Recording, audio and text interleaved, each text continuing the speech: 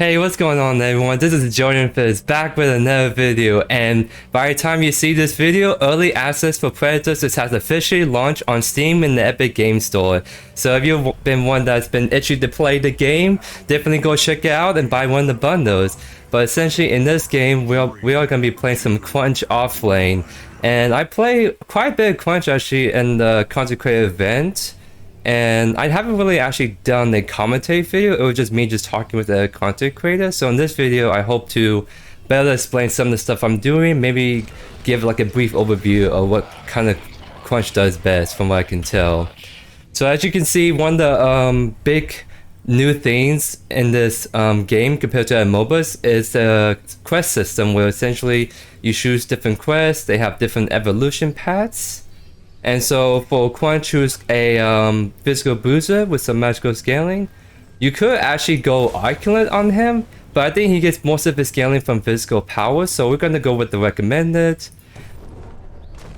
And I'm actually gonna go Mutilator on him. Let's see who's my matchup. Maybe be a Glux or Fei Mao.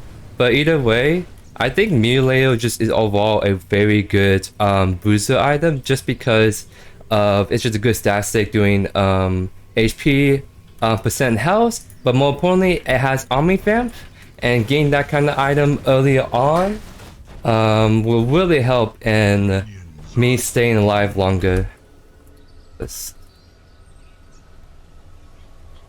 So I'm trying to tell our ADC to defend right.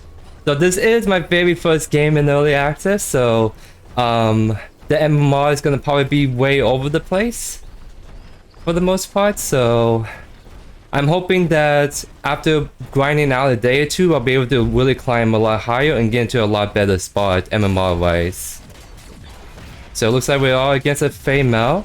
I actually kind of like that because playing against Glux is kind of scary. Nice trading going on. And I was comfortable doing that trade because I killed one of the ranged minions, so I have a minion wave advantage right there and there, so I was able to like do quite a bit. Where you going? Come back! So this kind of like what I mean, like, well, he's maybe a little intimidated by me. I'm not sure why he back off really hard, but I'll let you hit the wave. It's fine. He went shield first item, so he has no way to really like trade super hard. Hey, don't hit me. I'm trying to be nice here, my man.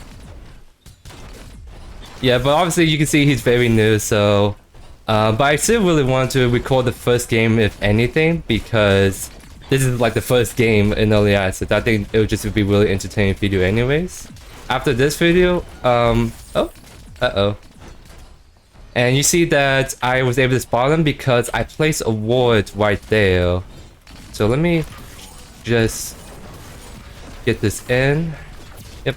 So because I'm on blue side on the offlane, it means that the jungler will start red side on my side of the lane. So in the first 3 minutes, I kind of expect the jungler to potentially gank me, especially if I'm like push up really hard like this. So that's why I kind of placed a ward right there. I was able to spot the Glux, and I was able to get out without committing any like blinks or losing a bunch of health. So right now I'm doing the teal buff, and what this teal buff is essentially it's a very good offlane buff. Gives you health, mana back, but most importantly it gives you a huge chunk of XP back. And that's actually really big because offlaners typically tend to have a level advantage compared to the rest of the map. So by getting the teal buff consistently, you can actually snowball your level advantage even harder. And that's kind of like the one big thing I was a big fan of, because it's not only like the existence of the buff to help you snowball harder, it actually forces more fights to happen in the off lane. Well, like I think in League, it's a game of, it can sometimes be a game of cat and mouse in League of Legends top lane, because really like there's no objective to fight over besides the occasional whiff halo when your jungler comes around. So in this game, this is the buff you in the offlane will actually fight over a lot, so it forces fights to happen so the lane doesn't get too stagnated. So I'm actually a really huge fan of this buff, and Dual Lane also have their version of a gold buff on their side. So I think these side buffs are really a really cool implementation. And you saw that's kind of like a very standard train power with Crunch.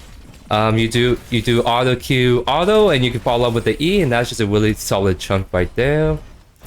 I'm actually gonna see if I can see. Okay, I'll back right here, and I'll get my Bloodlust so I can start getting Army Vamp. But essentially, Crunch, for those who don't know who Crunch is essentially a duelist or a bruiser. Well, essentially, he has good durability, but also a lot of good damage. So think bruisers and duelists to be in the middle between tanks who are all defense, very little offense, and assassins who are all offense, little defense. Bruisers are kind of like the good balance between the two.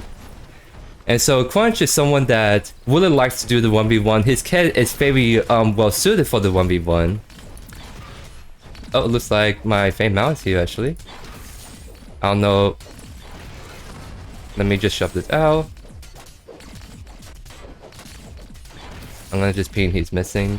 But essentially, I'll bring up his kit right here. Essentially, your main primary trading tool is left Crunch. It's just a really good damaging ability that doesn't cost too much mana. So again, like the one Crunch's staple attack patterns is you do auto Q auto.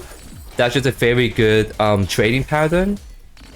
And Crunch is someone that you want to be like weaving in auto attacks within your abilities because of his passive. Well, his basic attacks will do more damage after using the ability.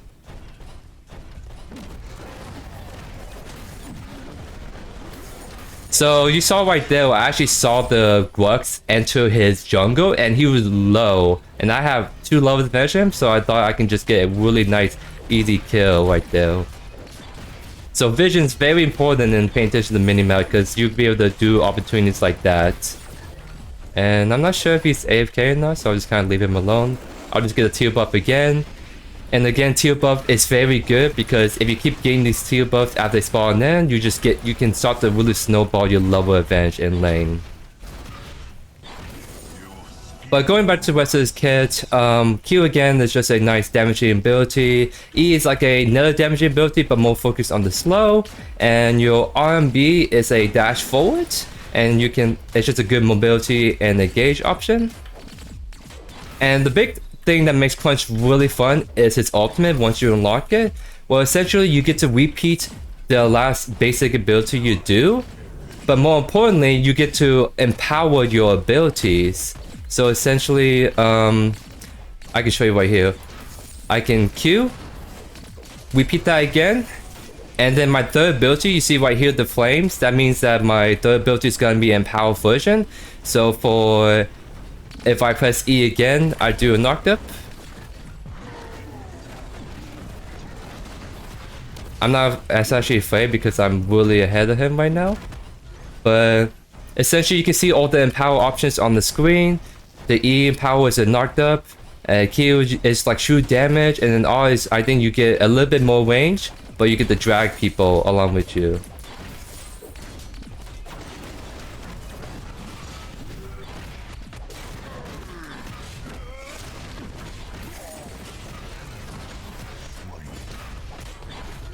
So I was not afraid to fight there because I have a huge level advantage and Grux is not 6 yet, so he can use his ultimate to really like mess me up. So I'm just gonna shove this out.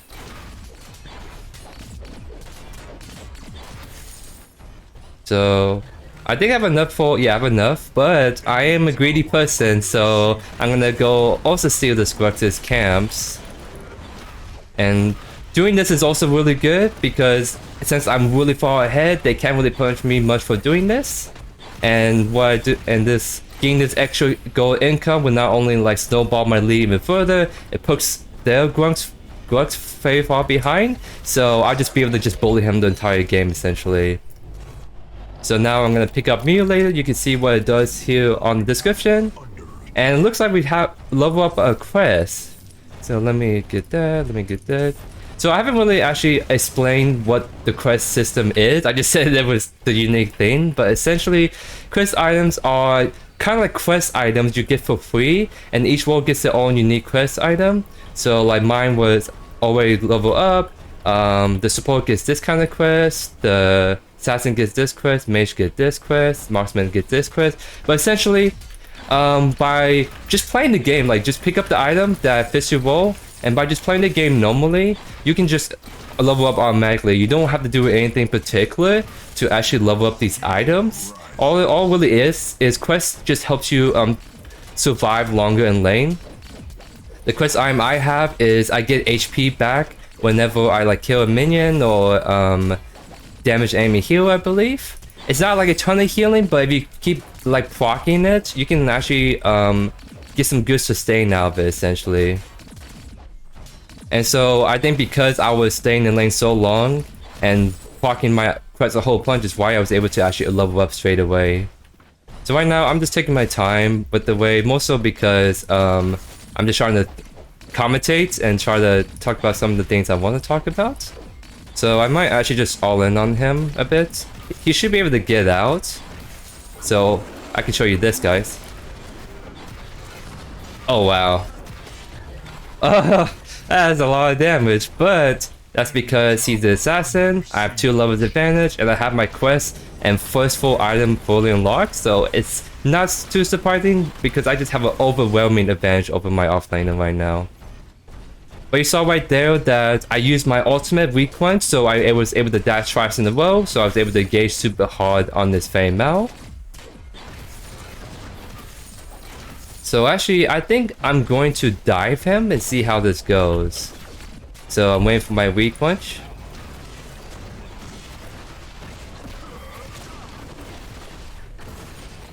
Yep.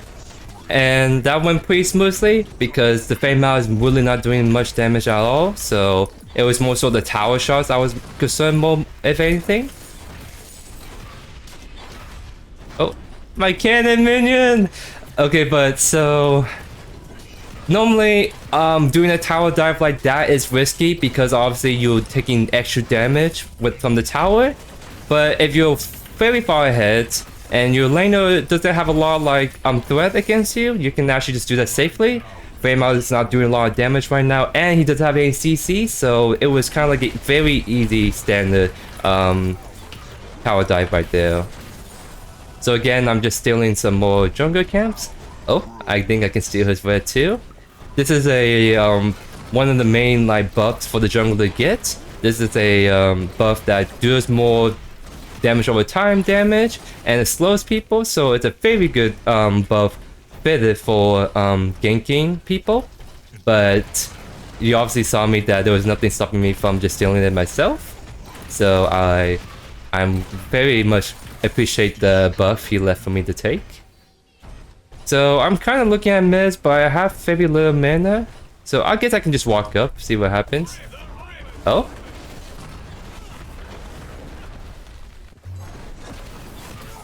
And you saw right there, I had to blink right there.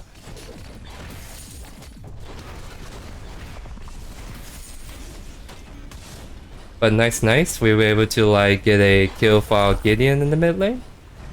Oh wait, am I the only one that got all the kill? Oh, looks like my dual lane's kind of popping up. That's kind of lit. So right now, let's see what my fame up. Okay, I'm gonna be greedy. This is not the enemy jungler buff I'm taking. I'm taking my my jungler's buff. So normally you should let the jungler take your you shouldn't be stealing your own jungler buffs. That will actually be kind of bad a lot of the times, but seems like he's not gonna be on this side anytime soon, so I just figure, hey, I can get this buff, make it go on cooldown, so by the time he tries to go on the left side again, it should be ready for him to take again. But also, I'm just kind of greedy, so I'm just trying to really snowball my lead super hard right now, so we can just close out the game. So I'm level 12, and you see I'm like actually very far ahead. The only one that's actually close to me is the mid lane Gideon. So it looks like he's doing pretty decent actually. I'm gonna get Oak Keeper. This is essentially an item that allows you to empower my basic attacks even further. So think of it as an item passive that's just like cross crunch. Well, after using the ability, I empower my ability. So now my basic attacks will get empowered by not only Crunch's passives, but also from the item. So I'm gonna hit really hard on my auto attacks now.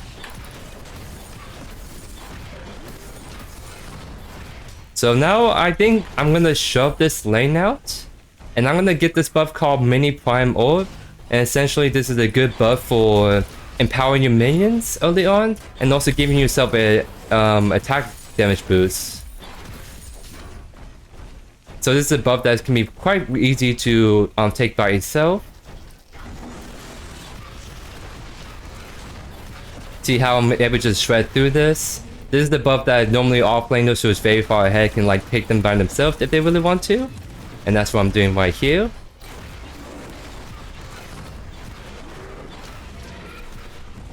And normally this is the buff. So this is the buff that only one player can actually have. So normally you actually want to give this buff to someone who's going to have so much pressure pushing. And that person is actually me right now, because I think I can push really hard and get this T2 tower. Maybe I can go for inhib. It just depends on how well the enemies respond to my push right now. So Fame Mao is coming over. I'm again not afraid of him in particular. So I'll...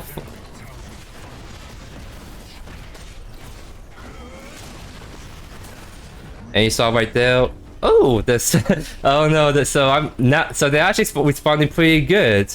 I think I can take them on, but I'm half HP, and I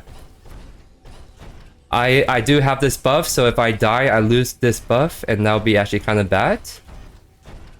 So let's see. Looks like Gross is going mid. So if Gang pushes left, I can actually just catch him right here. Oh, it looks like he may be back in right now. So now that is safe, I'm gonna just keep pushing now for the C2 tower. Yep, looks like they're both mid. Looks like the Fame Mao is up, so he may try to contest me again, but I'll just dive him again. If that's the case. I'll just focus the tower because it's very close.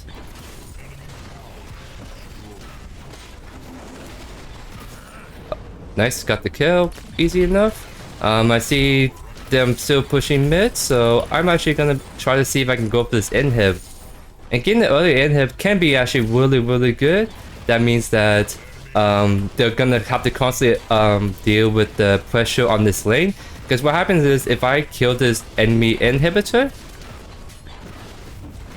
I won't fight him because I have no mana, so I'm just gonna back off.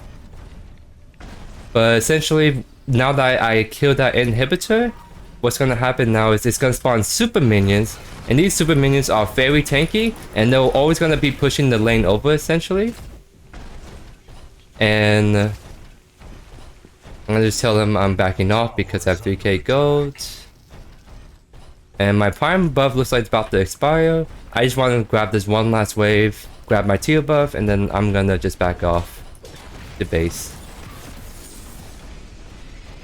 But essentially, now they have to constantly deal with this mini wave that's like pushing by itself. So now I can go extend my lead to other lanes. For example, I can get this mid tower down, or I can go gank dual lane if they're hanging around there. So now I'm actually gonna go for a next item called Lifebinder. So I actually haven't like told you guys what kind of build I'm going for. But essentially, I played Crunch quite a few times back in the Content Creator event, and so I kind of tinker around. I kind of look a lot at all the items. That video that Hitplay posted was really helpful because I was able to just take my time and look through after the Content Creator event was done. But let me actually just come gank this mid lane real quick.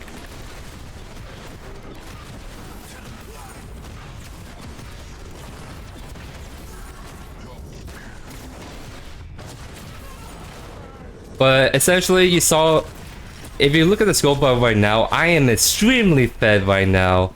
So that was very easy to a triple kill right there. Like, I didn't even have to, like, do any mechanical, like, plays. I just kind of run at people at this point, is what's happening right now.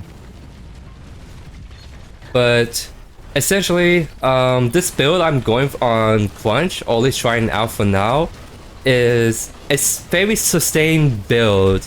Well, the thing with Crunch and Bruisers is that they tend to be sustained fighters, so they have durability, but they also have stuff in their kit or items to allow them to fight longer.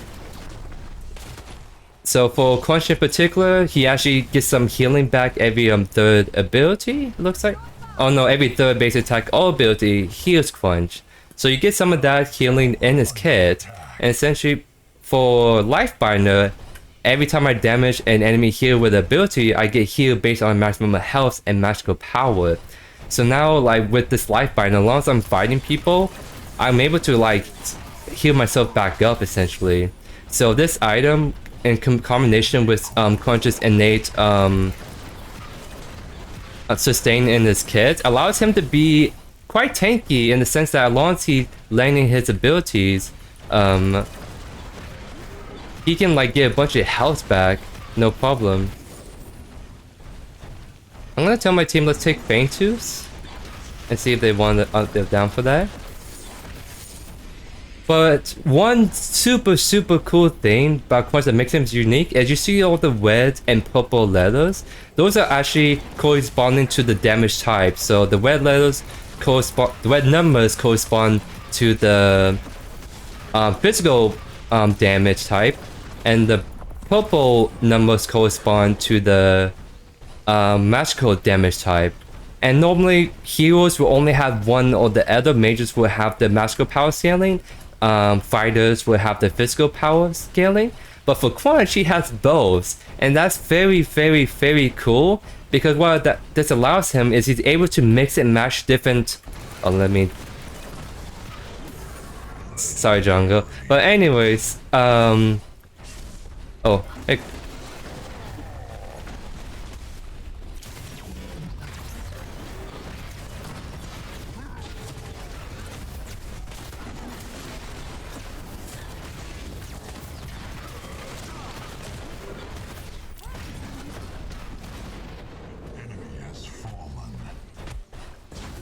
I'm gonna do something. Okay, that's I can't reach him anymore if I really want to.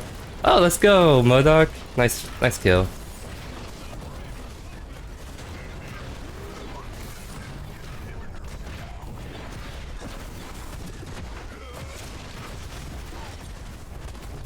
Getting a little chaotic this last part. Save fate now. Okay, but I am gonna back off because there's some things I still want to say, so I don't want this game to end quite yet. We will end it soon. But okay, so essentially, what I was saying earlier is that the very cool thing about Crunch is that he can mix and match physical and magical damaging items. This item I pick right here is just I do additional damage, and I also reduce their healing. So I think I'm just gonna do this item last. But so when you're usually playing healers, you are locked into either the physical damaging items or the magical damaging items. For Crunch, he can do both, so that makes Crunch builds very diverse and unique. So you see here, I'm building physical power items, and I'm also combining them with magical items to create this very good sustained build. Because I don't think there's any physical items that does the same thing that Lifebinder does. Only this magical item has this kind of innate healing in the kit. So this is an item that can be really good in physical characters if it was a physical item, but since it's a magical item, you can't build that. I'm actually gonna just catch on to him. Looks like we can just fight the... Nice. But... Sorry, I left my train of thought for a sec, so I'm trying to remember. I think we can maybe end, but we don't have enough minions to do that. Oh, close, close. So that's kind of like one reason that, but going back, that's one reason why I'm a huge fan of Quench, is because his builds can be very, very diverse. So like when certain items get nerfed, because he has access to magical and physical items, he can just swap around different core items. I think someone typed something. This game is feeling great. It indeed does. But you know what? Let's do Prime. I think. So right now I'm using the command wheel on the PC. It's just C, and you can tell people the tactical objective. So I'm trying to tell people, hey, let's take this one buff, because I think me and Moda can actually do this by ourselves if we want to too.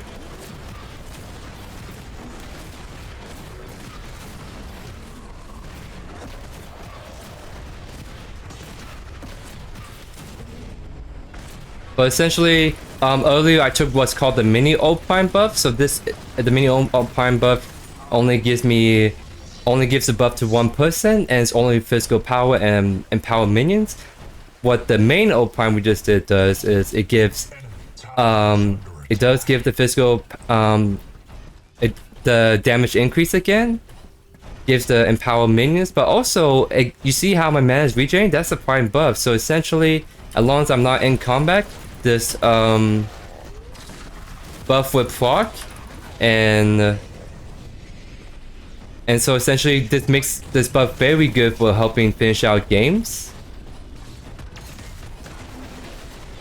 Oh, and actually you see right there that my empower RMB will actually drag people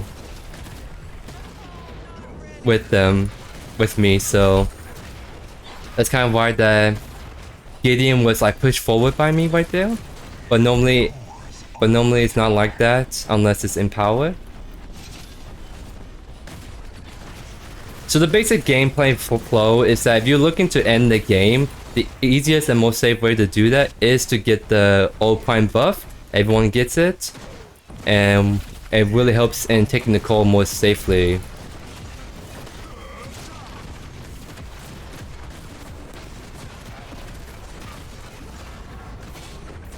We don't have any minions, so we need to like wait for them to come back. You see how we actually take a lot of damage from the core, so that's kind of why getting the prime buff is actually really important, because it allows you to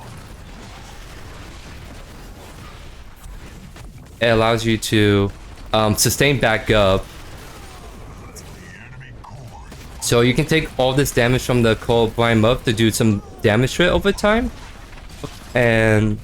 but with the prime buff, as long as you kind of take your time with taking the core, you can regen the health back up and keep pushing out.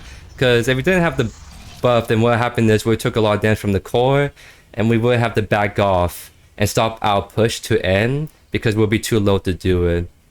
But yeah, that was a really solid game, but that's kind of expected because this is my very first game in early access, so the MMR hasn't really placed me anywhere.